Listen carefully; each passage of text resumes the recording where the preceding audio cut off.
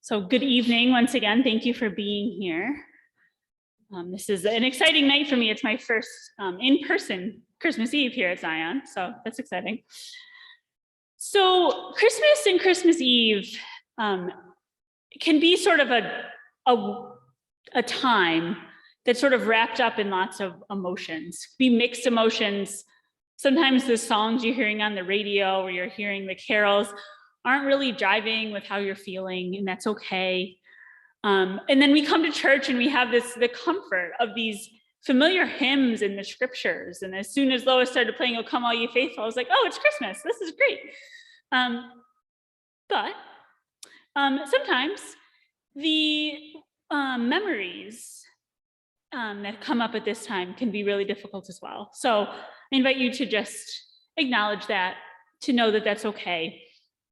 One of the things we've been doing this Advent here at Zion is a book group, and each week we've been reading passages by a Benedictine monk who walks around Newark, New Jersey, telling stories about what he's seeing. And every week we've had this group, one of the things that's come up is the memories that are sort of like buried back in our minds that we don't think about. And then he says something and we're like, oh my gosh, I remember going to Sibley's when I was little. I don't, but you guys probably do. Or I remember seeing street decorations or Christmas trees or putting up decorations. And so I think this time is one of those time of year where you're really just sort of wrapped up in all of those things. And I think it's important to acknowledge as well that it's been a long, hard year. It's been weird.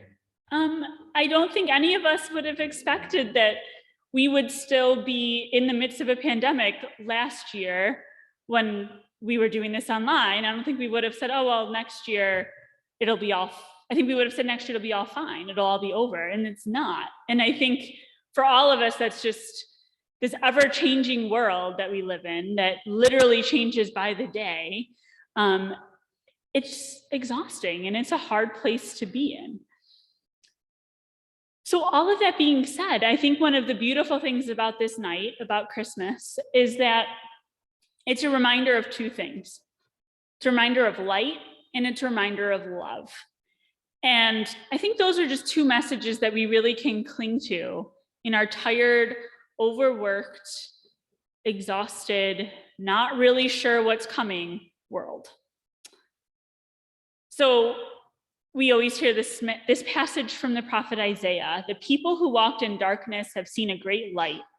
Those who lived in a land of deep darkness, on them light has shined. So this prophet is singing a new song. He's singing a new song about the coming of the Lord, who is going to sing this song of light and sing a song of life. And it's a song of triumph and perseverance, kind of coming through those shadow times back into the light. And it's a reminder to us that this new leader that's coming, this God who's coming to us and is always with us, is doing the same thing in our lives all of the time, redeeming the light, redeeming the darkness, showing us those ways back into the light. And sometimes it does feel like we're walking in this super deep darkness and it's hard to see the end of it. I think this pandemic has proven that to all of us, whether we wanted to admit it before these past almost 2 years or not. So we don't know the end, but I think even though we don't know the end, we can find the little glimmers of light despite everything else that's going on. And I think that's the invitation for this night. It's the invitation to find the good and to find the joy, recognizing that the hurt is still there, recognizing that there is still darkness, that there's always more to be redeemed, but that there is that light, and that we can be alert to it and notice it, and that can just help us feel better and then help us kind of spread that to the world around us. And then we hear this gospel from Luke. And one of the other books we've been reading this season is all about the Gospels and just sort of really digging deep into where these stories come from. And this story of Luke, when you really think about it, is full of unlikely characters. So we have this Holy Family that's leaving Nazareth, traveling north to the outskirts of Jerusalem. And Mary's pregnant, and they get to Bethlehem, where they're going because that's where Jesus is said to be born. And she has her baby. And there's no place for them in the inn for whatever reason. Maybe there's tons of people in the town because they're all there for this registration. We don't know why there's no place for them. So this little baby, this God among us, is born in a manger.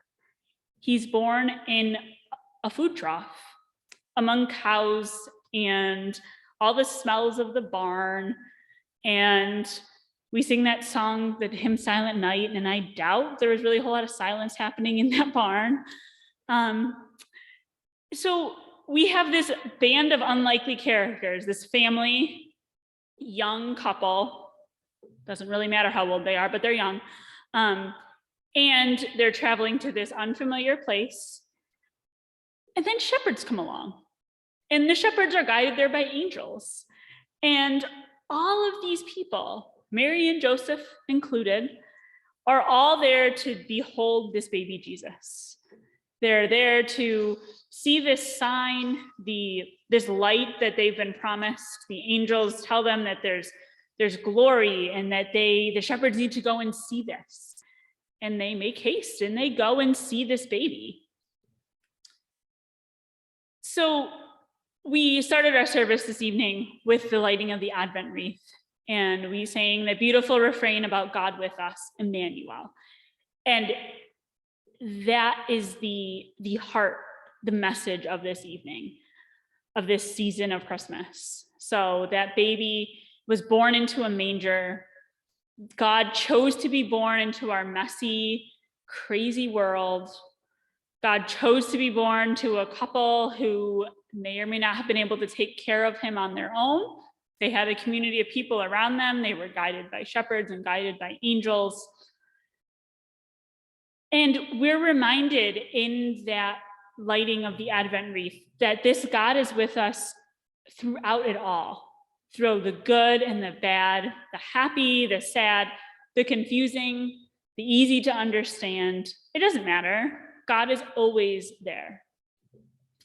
And this little baby, who does a fabulous job as an adult of teaching people how to love each other and to love themselves, does that for us as well. He teaches us how to do that. He teaches us how to be the light and the love that the world so desperately needs.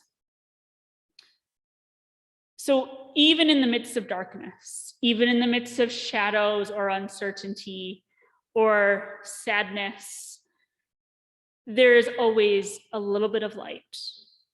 Sometimes there's a lot of light, but there's always a little bit of light that you can find. So take a look around, and I'm loving this view right now because the candles are gorgeous. And the candles, you can tell, are just like spreading like a little tiny beam of light, but you put them all together and this space is filling up with light. And